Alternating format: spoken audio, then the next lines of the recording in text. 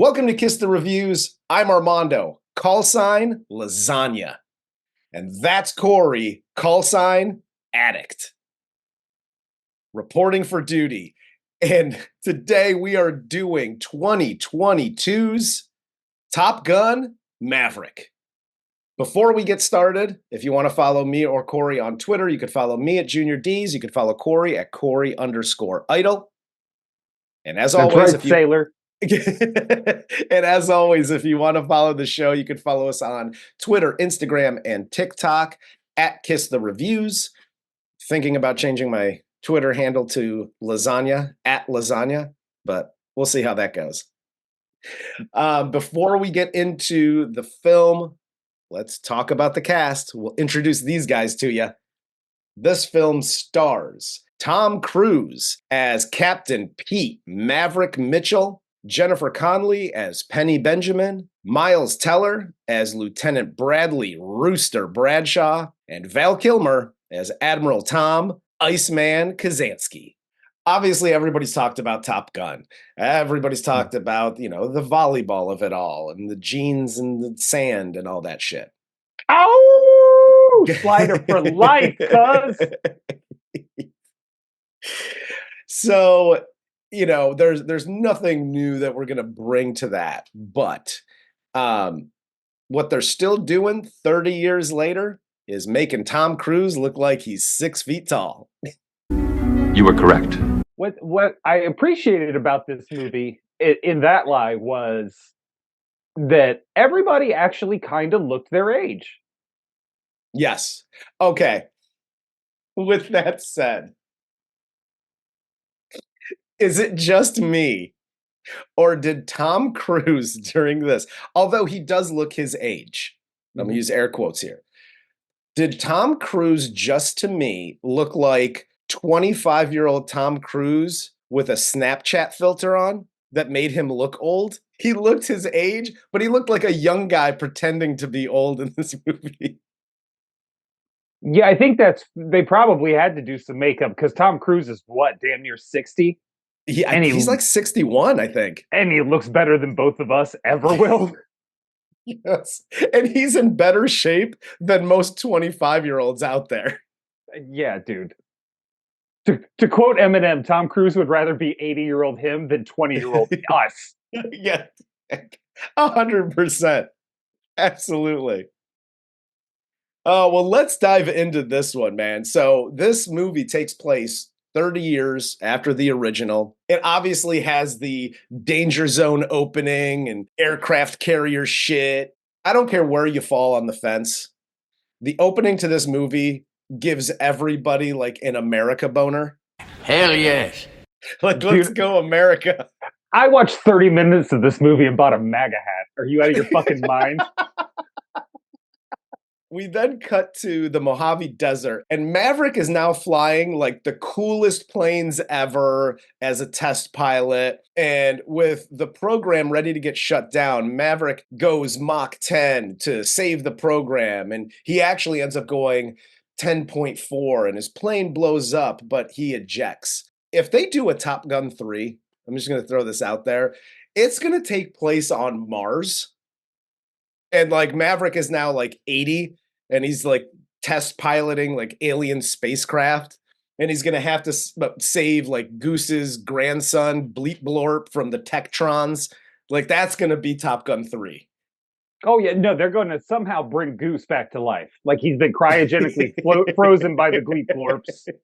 And they're going to magically bring him back to life. And with him in the fucking, backseat again, they're going to be able to defeat the Gleep Glorps once and for all of humanity. And Earth is united under one flag, and that flag is the United States of Maverick, sir. Maybe so, sir.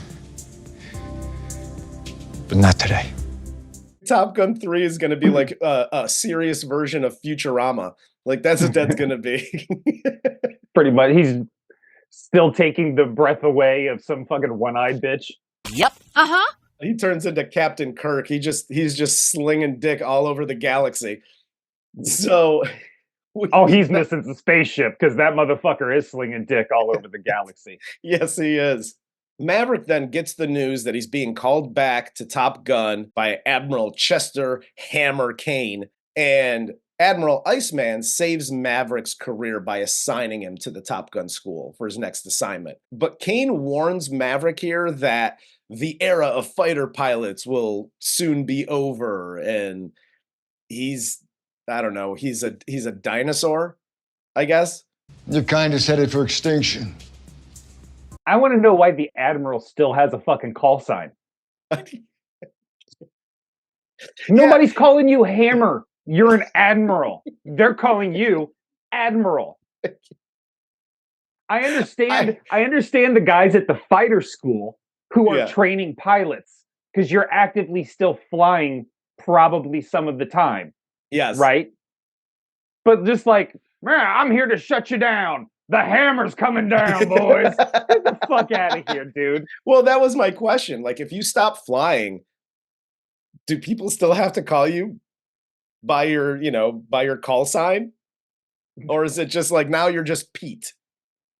You know what it is? Is he was probably appointed admiral under the George W. Bush administration. And you know that motherfucker loved to give nicknames. Yeah, you're Admiral Hammer, buddy. You're Admiral Booger. The Navy here has been tasked with destroying an unsanctioned uranium enrichment plant, and it's located in an underground bunker at the end of a canyon. And they got to do this before it becomes operational, and it's heavily defended. And they want Maverick to train the Top Gun graduates and pilots assembled by Vice Admiral Cyclone. Fucking A right he is. John Hamm. I love John Hamm. Fuck you, John Hamm. You are not my first choice. I'm not jealous. Everybody should be jealous of John Hamm. Dude, he is so good right now in Fargo. It's unbelievable. Still good. Pierce nipples and all. It's scary as shit. Dude, this guy, we talk about, obviously Tom Cruise. Tom Cruise is 137 years old. He still looks great. He's still got abs for some reason. But John Hamm is, goddamn, like he's like an attractive older dude, and his looks never go out of style. No, and I totally believe the fact, like, his medicine cabinet, like, uses, like, old products like Barbasol and Brute aftershave. You know what I mean? Like, it's so weird. He's just got this weird air of Humphrey Bogart on him where he just kind of smells like shoe leather and unfiltered Marlboros. Is it possible this story is true? Yes, it is. So we got to cut to the bar scene. All the Top Gun pilots flex and peacock, and Maverick gets sad about Goose during the flashback cutaways as he watches Rooster play Great Balls of Fire on the piano. And I got a question here. And I don't know if this is just me. Like, again, I understand that I'm a very jaded person, right? And I don't like things in movies when this whole scene here. And it's a 2-hour movie. Mm-hmm. You can cut a few things. I thought this scene should have been cut because they're showing Maverick and he's looking into the bar after he gets tossed out, and he's just like, I'm cry. And then he sees the Great Balls of Fire, and they start flashing back to Goose from the original. It's like, guy, we know why he's sad. We know that's Goose's son. We know all of these things. Why are we showing flashbacks? Like, again, it's fine, but it kind of aggravated me a little bit. Like, we all saw the movie. That's why we're here for the second one. Steve Buscemi in Con Air does a monologue about you. Like, moments of levity bring you pain. So do moments of sadness. Basically, you're a fucking psycho because there's nothing wrong with this scene. I don't like feelings. No, you don't. It's the weirdest thing. You're like, this movie's making me feel something. That's why you watch movies. I don't know what you're here for. That's why crazy. That's why I like horror movies. It's just like, You get into it, it's like, stab, stab, stab. And then the movie's done. I'm like, yeah, I like that. That was great. Yeah, Like, unless they don't kill people the proper way. And then you're like, I'm mad. You should have killed him more betters. It's just like, Jesus Christ, bro.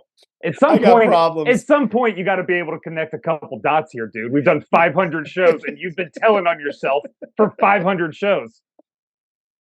It's terrifying. Absolutely. Lasagna out. Yeah. Lasagna on lithium, please. Hell yes. I will disagree for this reason. One, the obvious, there are new viewers. Absolutely. Absolutely. So that the obvious one, fine. But I like this scene because this is an example of why this movie actually is so good. Because you can tell everybody in the scene, being Jennifer Connelly, watching Tom Cruise watching Rooster, they're taking this dead ass serious. It could have been trite and boring and stupid and worthless. Yeah. But it wasn't. You can still see like why that is there, why he's still holding that weight. And he's literally seeing Goose there. And more importantly, he's seeing this little boy on the piano still. Not a grown-ass man. Yeah. Who with a fucking mustache that's almost as dope as some people's we know. But a grown-ass, this little boy is just still sitting on the piano with his mommy and daddy. So I think that, in my mind, is why it is so good. And why it is a good example of why this movie works so well. Because it could have been horrible. Yeah. Just the idea of like, 30 years later, Maverick, Top Gun. Fuck you. You're remaking this? Are you kidding me? You know what I mean? Yeah. But it doesn't. That's not what this is at all. This movie is so good. So outside of Armando's psychosis, I think it's fucking phenomenal. Listen, I agree, but this is what I do here, man. I share my brief feelings that come into my head when I watch these movies. And again, it wasn't like I stormed off, like I paused it, like, fuck this scene. It was just do we really need this? Okay, and then the total scene is probably what? 45 seconds. Oh yeah. You know what I mean? Like, it wasn't even a thing. And then they move on to the next thing. They move on to Maverick doing Maverick things. You know what I mean? So it's not even a big thing, but there was like a little piece in there that I was just like, I get it. Goose died. It's his kid. Like, cool story. Show me planes. I want to see planes and fighting things and Maverick doing crazy shit. If I could just amend your speech with one point, because it was a really good speech, and I think that'll probably keep you off state-issued medicine for a long time. But when you say, like, I share my feelings, you share your feeling. It's only one. It's all anger. It's feeling. Anger. Yes. Anger and venom. Don't pluralize that. There's no reason. So after this, we get to my favorite parts, which is a montage of Maverick doing Maverick things as he trains the pilots. There's confrontations between Rooster and Maverick. And then we get Penny and Maverick on her boat and then dropping her off at her house. And this is what made me sad about this scene. Motorcycle drops her off at her house. He doesn't even ask if he could go take a shower at her house. Like, what are we doing here? We can show flashbacks, but he can't wash his ass in her house in this one? Not anymore. That's untoward these days, friends. That's old Maverick. Yes, that is presumptuous. And he is not that same alpha male that he used to be. You were right.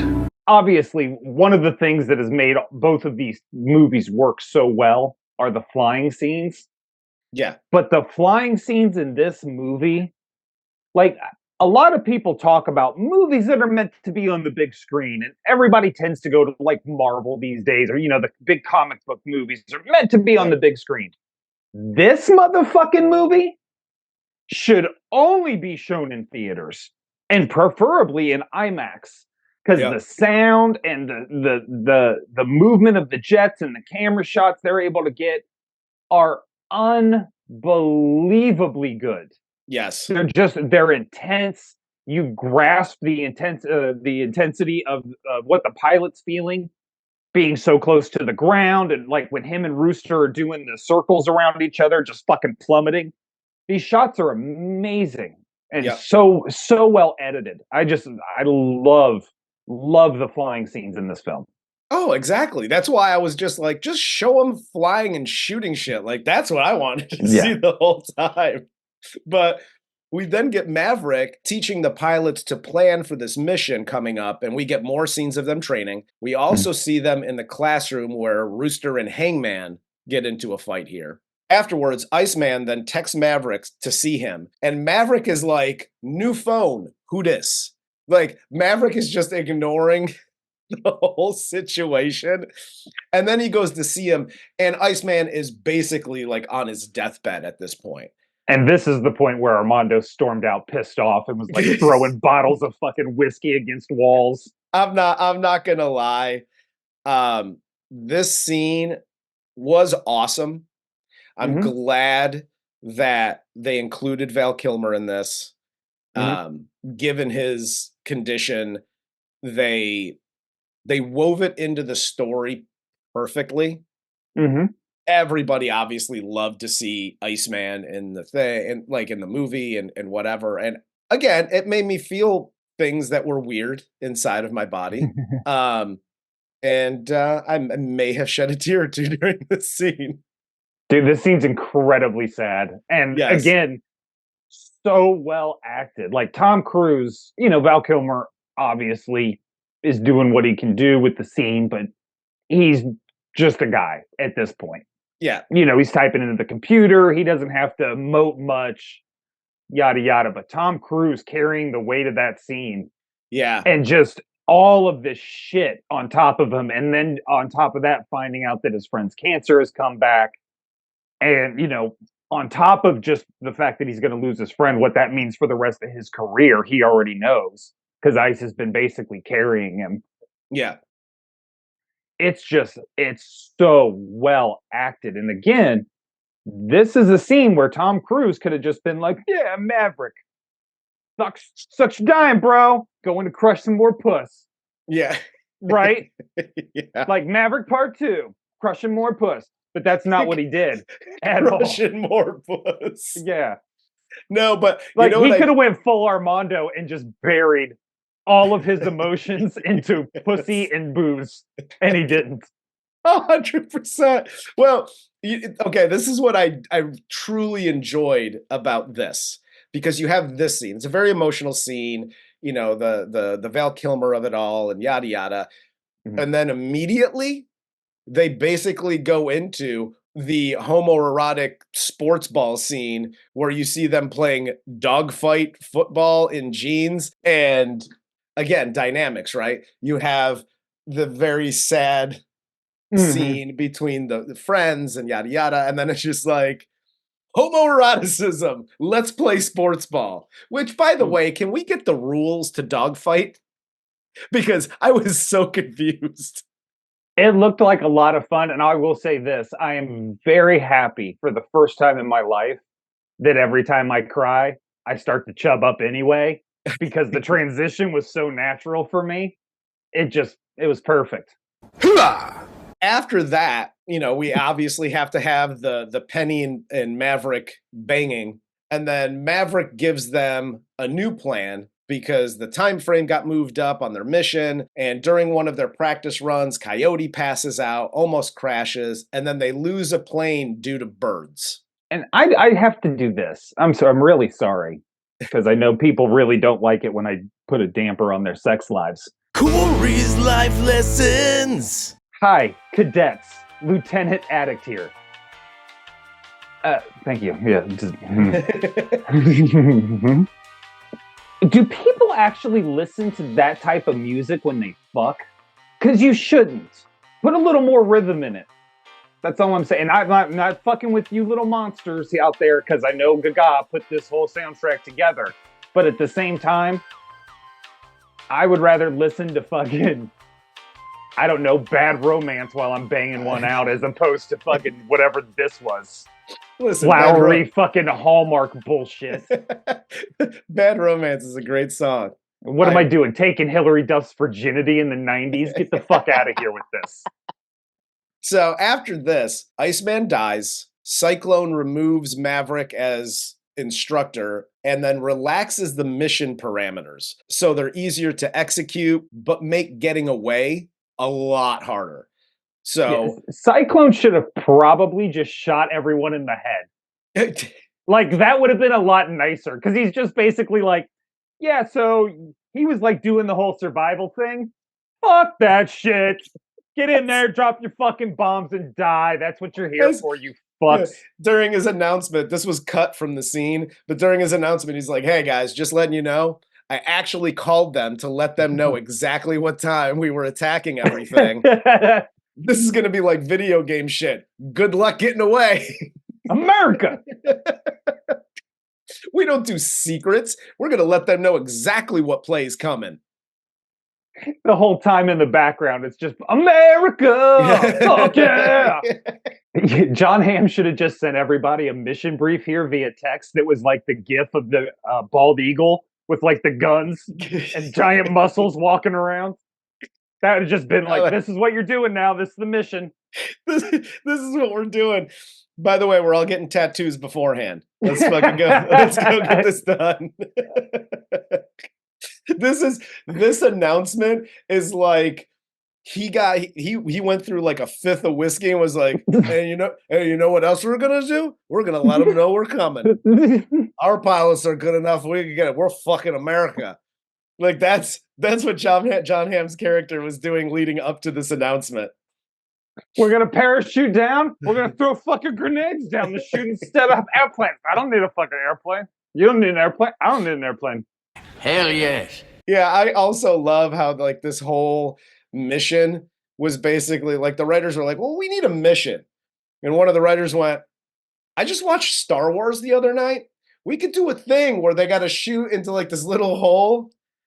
And like Maverick's like, I hunt swamp rats all the time. I could shoot through this little tiny hole. Is this not Star Wars? That's what we're doing here. They're attacking the Death Star. During this announcement, though, Luke Skywalker, Maverick, makes an unauthorized flight through this course just to show that this can be done the way he said they need to do it. So Cyclone then reluctantly appoints Maverick as the team leader for this mission. Look at you using a word like reluctantly. I know, right? I'm smart. I know words and things. My left nipple just moved. And now, like this is what Armando's been waiting for. And yes, I did use myself in the third person. It's mission time. It's mission time. It's planes. It's bombs. It's fighting. This is what I've been waiting for this entire time. So Maverick, do you actually think you're a pilot at this point? Yeah. Because that's the only people I hear like refer to themselves as third person is doctors and fucking pilots. Yeah, they do it in this movie all the time. Maverick's gonna do it. Like we get here, Maverick joining the team, and they take off to destroy the plant. They get it done, but then the SAMs open fire as they escape. Rooster runs out of ammo. Maverick sacrifices his plane to protect him. And thinking that Maverick is dead, they get orders to come back to the carrier because John Hamm's character don't give a fuck. Like, that's cool. He did. Come back to the character. He wanted to lose all of the pilots in 5 minutes. He lost one in 2 minutes. He's like, this is a fucking win. That's like going to the casino, spending $100, winning 10, and walking the fuck out. Yep, absolutely. Done. He was pulling all his chips back towards him. He's like, all right, we're good.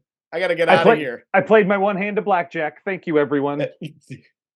Rooster goes against orders, and he goes back to find Maverick. He finds that Maverick was ejected. Now he's being targeted by an attack helicopter. He blows that up, and then Rooster's shot down, and he ejects. and then the two steal an F-14, and now they got a plan to take off on a runway that's like 10 feet long. It's like my driveway. Yeah, and this is normally the point in the show where we'd be like, dude, the runway, man, the F-14 just is there.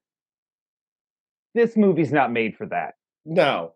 This is all fucking fun. This is the Yes. Maverick of it all. This is what we want to fucking see. Yep. I didn't even for a fucking second, even watching it as a critic this time, be like, that seems odd. I was just like, fuck yeah, there's an F-14. Fire that fucking slut up. Let's go. Yep. Let's fucking rock and roll. When Rooster's like, hey man, what are you doing with the wings? I'm like, we all know what he's doing with the wings, Rooster. Shut the fuck up and let Maverick do his thing. Okay? Mm-hmm. This Just is what we came here for. Let the man work. Yes. Let Maverick cook. Okay? They take off in the F-14. Maverick and Rooster destroy two intercepting planes. There's a third that attacks. They run out of ammo. And then, Hangman arrives just in time to shoot down that third plane. They make some pilot humor, and then they make it back to the aircraft carrier. Please fasten your seatbelts, return your tray tables to their locked and upright positions. Because as they were taking off, Rooster and Maverick, they lost the front end of the landing gear. So them landing on the carrier with the big net and the whole, like, that was just, that's a great scene. I love that scene. I love the scenes on the aircraft carrier just because it is almost impossible. You know how like people are like, it's impossible to fathom how old the Earth is, let alone the universe, actually like trying to figure that out in your mind. It's really difficult to put that into an actual quantifiable thing. Yeah. The same is what goes into actually making an aircraft carrier work. Like just all the ins and outs and little pieces and all the jobs and the netting and how they land these fucking planes on a moving city. It's so fucking impressive and cool. So I love they're showing these different dynamics, and it's not like, I lost both engines, half a wing, my fucking tail wings off. I have no landing gear, but I'm Maverick. I'm going to land it perfectly. You know what I mean? I like how they still had to show that, no, he has to do this with their help still. Yeah. So I love seeing that kind of technical shit involved in these kind of movies. Yeah. Because, like the Expendables, very different movie, but they would have all just like jumped off of the aircraft carrier and swam to fucking Iraq, fucking killed Saddam Hussein, and swam back to the aircraft carrier 300 miles away. Because that's what we do. This isn't that.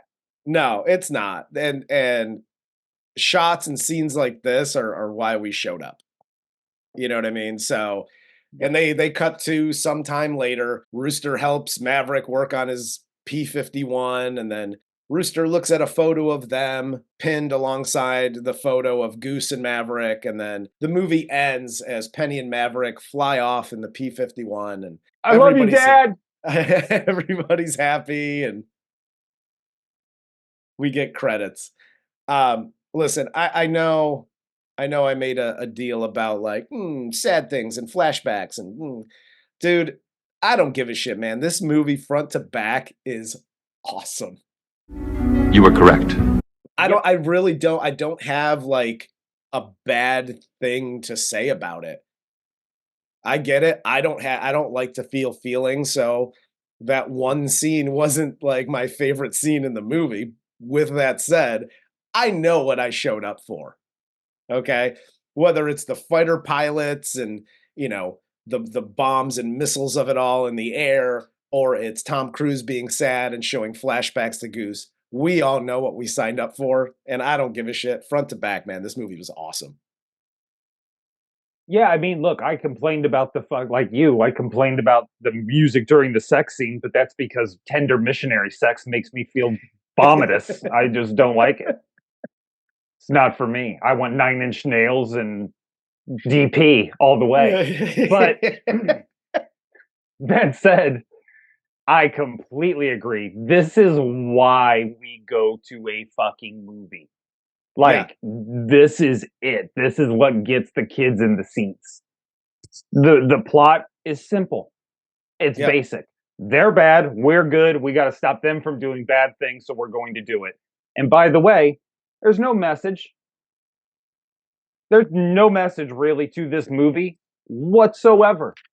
It's just a movie about this fucking guy and what he's been doing and where he's going with the next chapter of his life. Yep. That's it. There's not even a name of a country, really. I was just gonna say, I don't even, and again, I've seen this movie a few times. I don't remember them actually saying where the bad people are. They're basically bombing Bisonopolis. Like it doesn't.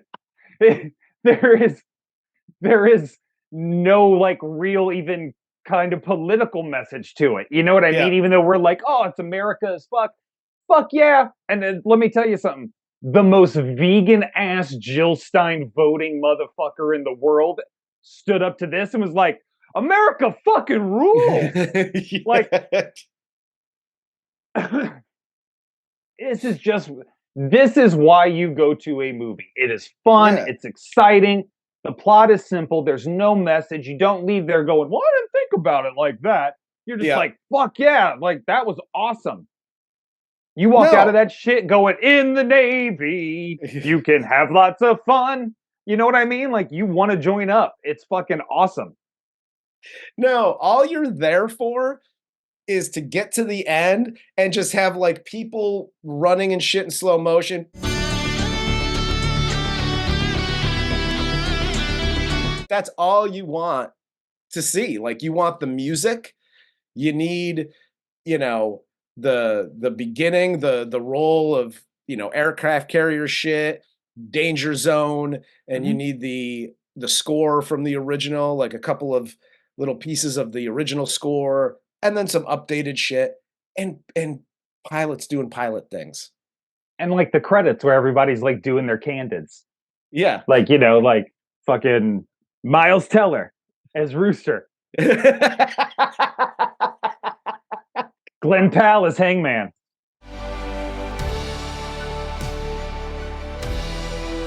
Tom Cruise as Maverick.